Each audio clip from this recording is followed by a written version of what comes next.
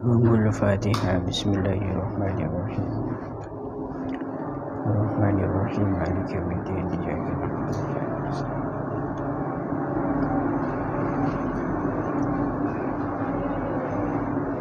Bismillahirrahmanirrahim.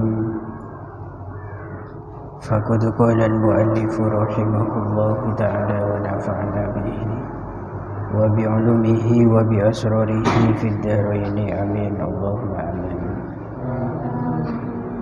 Bismillahirrahmanirrahim. Al-faidatu salisatu. Inni ra'aitu kulla wahidin minan nasi yas'a fi jam'i hutamid dunya thumma yumsikuhu qabidan yadahu alaih. Al-faidatu utawi faidah as-salisatu kang kaping 3 iku inni sak temene ingsun iku ra'aitu ningali sapa ingsun kulla wahidin ing saben-saben suwiji minan nasih kang saking menungso yas'a halih tumandang sapa kullu wahid fi jam'i hutamid dunya ing dalem ngumpulaken bondo dunya fi jam'i hutamid dunya ing dalem ngumpulaken bondo dunya summa yumsikuhu nuli ngeker sapa kullun ing hutamid dunya qabidan halih gegem qabidan halih gegem yadahu ing tangane kullun yadahu ing tangane kullun alaihi ing atase hutamid dunya. Fata'ammaltu nuli angen-angen sapa ingsun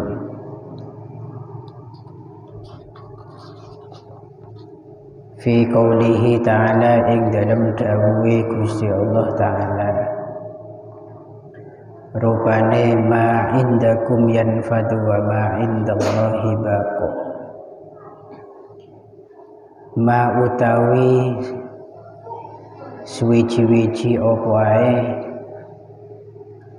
indakum kang ana ing dalem sanding sira kabeh iku yanfadu bakal entek apa ma wa malan utawi barang indallahi kang ana ing dalem ngersane Allah iku bakin kang langgeng iku bakin kang langgeng fabazal tuh moko nuli nyerahaken sapa ingsun mahsuli ing perkara kang den hasilaken ingsun minat dunya saking dunya liwajhillahi ta'ala krana amrih ridhone Gusti Allah ta'ala. Fafarraqtuhu moko nuli antum sapa ingsun ing mahsuli moko nuli antum sapa ingsun ing mahsuli bainal masakini ing dalem antarane pira-pira wong miskin liyakuna supaya ana apa mahsuli liyakuna supaya ana apa mahsuli iku dukhron dadi simpenan atau celengan li kadwe ingsun indallahi ta'ala ing dalem ngersane Gusti Allah ta'ala indallahi ta'ala ing dalem ngersane Gusti Allah ta'ala Bismillahirrahmanirrahim. Al-faidatu salisah, faidah yang ketiga, yaitu anni ra'aitu kulla wahidin minan nas. Saya melihat setiap orang daripada manusia yas'a fi jam'i hutamid dunya. Mereka itu sama-sama berusaha, berjuang dengan semaksimal mungkin untuk mendapatkan dan mengumpulkan harta-harta duniawi. Ini kata Hatim al-Asam. Tsumma yumsikuhu qabidun yadah alaihi. Kemudian tangannya di situ memegang erat-erat harta dunia tersebut untuk ditahan agar satu pun dan sedikit pun tidak ada yang keluar dan tidak ada yang kurang daripada harta-harta yang sudah dikumpulkan itu. Fata'ammaltu, kemudian saya berpikir tentang firman daripada Gusti Allah Ta'ala, yaitu ma indakum yanfadu wa ma indallahi baq. Apapun yang berada di sisi kalian para makhluk itu semua pasti akan habis. Tidak ada yang kekal di sisi kita semua. Wa ma indallahi baq, dan apapun yang berada di sisi Allah itu pasti akan abadi. Pahami? Dari beberapa kejadian ini dan hasil dari pemikiran beliau Hatim al-Asam, akhirnya beliau memilih untuk menyerahkan apapun yang dihasilkan oleh beliau dari harta-harta duniawi ke jalan Gusti Allah. Artinya semua harta yang beliau miliki itu diserahkan untuk kemaslahatan al-masakin, orang-orang miskin. Artinya beliau itu sedekah, mensedekahkan semua harta duniawinya agar supaya harta tersebut itu menjadi dukhron, tabungan atau celengan nanti di yaumil kiamah. Pahami? Banyak daripada kita ini setiap hari, setiap saat berlomba-lomba untuk mendapatkan harta dunia, itu banyak.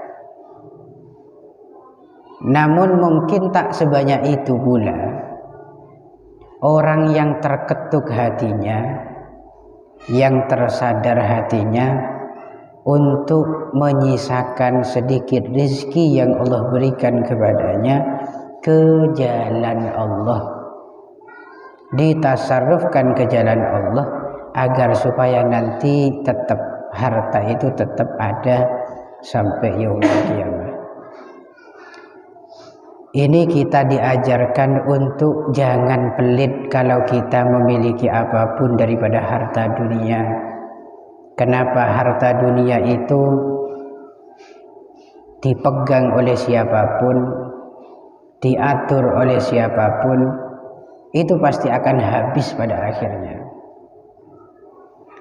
Pepenteren sampean dalam memanage keuangan, dalam ngatur masalah obeng, pepenteren sampean, tapi man pakun obeng nika eka endi sampean, teku sampean, kelola sampean, pasti habis, pasti akan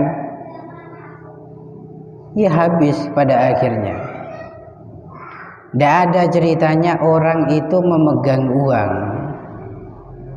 disimpan sampai uang tersebut itu tidak laku dan tidak pernah kurang sedikit pun, itu tidak ada. Karena hakikatnya kalau orang itu punya uang kemudian tidak dibelanjakan uang itu, maka dia itu orang bodoh. Apa gunanya uang kalau tidak dibelanjakan? Pahami maksudnya? Tapi orang nikah endi pesek, normalnya orang nikah di pesek ya kudu keluar pesek nikah. Kangkui kebutuhan odi, kangkui keinginan odi. Akan tetapi sama-sama habis itu harta berada di tangan kita, sama-sama ditasarrufkan itu harta, maka ada dua opsi atau dua pilihan yang mungkin nanti menjadi pertimbangan oleh kita. Harta nikah dikeluarkan untuk pribadi kita, keinginan-keinginan nafsu kita, maka harta itu hilang secara cuma-cuma. Nanti di yaumil qiyamah harta itu tidak akan kembali lagi.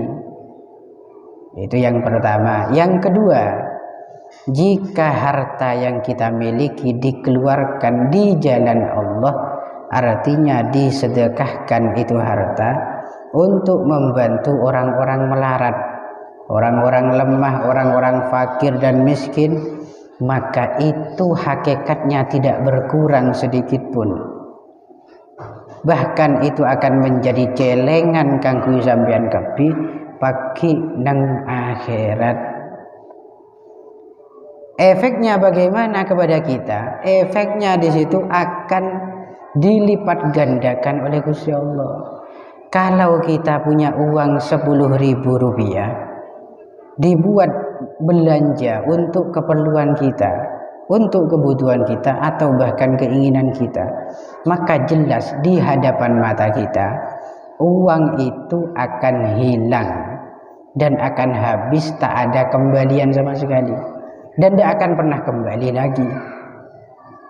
Lah cuman kalau kita memilih opsi yang kedua tadi, kita tasarrufkan harta untuk kepentingan maslahat orang-orang yang lemah, disedekahkan, maka walaupun secara pandangan mata harta itu tidak ada, cuman secara hakikatnya Allah pasti akan mengganti dari jalan yang tidak disangka-sangka nantinya dengan ganti yang jauh lebih baik dan jauh lebih banyak, jauh lebih barokah. Kula kana ceritain kanca nikah bukti nyata bahwa sedekah napa boleh dalam kondisi ikhlas, napa boleh dalam kondisi abu tak endi, pancen ridho karena Gusti Allah, itu langsung dibalas lebih oleh Allah. Saya punya teman anak selok, beliau itu pada hari itu tidak punya uang sama sekali. Itu cerita langsung ke saya. Hanya ada di saku mungkin sisa dari uang kemarin 5.000 rupiah. 5.000 rupiah. Rencananya dia itu uang tadi itu dijadikan uang simpanan, takut dalam beberapa waktu yang tak bisa ditentukan anaknya butuh permen, butuh makanan, kanggo persiapan uang itu sabet nang yesaan pakun teh uang luangen. Ternyata mau pergi ke rumah mertuanya ada amalan, yang beramalan, duh mak beda amalan, tapi kok terus beri tapi kok tandi boleh krogon dia. Ini yang saya pegang dari alasan teman saya. Beliau itu punya keinginan untuk memberikan amal bukan karena malu, karena ada amalan. Duh mak beda amal, ada mentak beri todus, bukan itu alasannya. Memang pada saat itu, pada saat beliau itu tidak punya apa-apa, dia itu ingin memberikan amal, tapi apalah daya, hanya 5.000 rupiah yang ada. Langsung kerja daki pondut pese nikah, bismillah ya Allah, sanmisan kau tadi pese sekali lah, sanmisan kau tadi saya pikir sekali 5.000 bagi ke amal. Akhirnya nyampe di rumah mertua, ada kan kun depak kecompen marat matuana bedekaber. Langsung dibalas saat itu. Dia dapat bantuan dana sebesar 500.000 rupiah. Peselemai buh eka emanen pertama nah, tapi kerja dagi karena Gusti Allah pancen endi keinginan dari ateh untuk beramal. Lemai buh bayar kontan oleh Gusti Allah 500.000 rupiah. Itu cerita langsung ke saya. Bayangkan abu duk berapa lemai buh jika nak men sampai 500.000 kali berapa? Kali 100 ya. Lah itu Allah kan. Etunya dia lebih kentes lebih banyak, lebih banyak, lebih bermanfaat. Rokok bi kok rokok oleh ni kawan. Man kela lemai buh umpamah tak yon tak lagi ke amalan.